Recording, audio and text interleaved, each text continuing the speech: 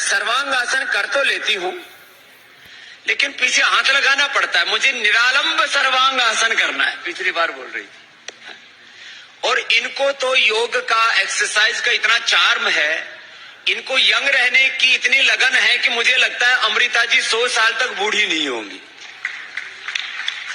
क्योंकि ये बहुत हिसाब किताब से खाती हैं, खुश रहती हैं।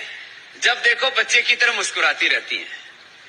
तो जैसी मुस्कान अमृता जी के चेहरे पर है, ऐसी मुस्कुरान आपके सबके चेहरे पर मैं देखना चाहता हूं। आप हैं बहुत खुश नसीब हैं आप, बहुत अच्छी लग रही हैं। सामने वालियों को साड़ी पहनने का मौका मिल गया, पीछे वालियों को मिला ही नहीं।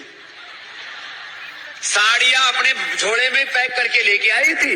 वो सुबह योग किया, उसके बाद इंडिया टीवी का कार्यक्रम शुरू हो गया, उसके बाद अब दोपहर वाला शुरू हो गया। अब घर जाके पहन लेना, कोई बात नहीं। आप साड़ी पहन के भी अच्छी लगती हैं, आप सलवार सूट में भी अमृता जी की तरह अच्छी लगती हैं, और मेरी तरह से कोई ना भी पहने तो भी अच्छे लगते हैं। हम तो लोक लज्जा के लिए पहन लेते हैं।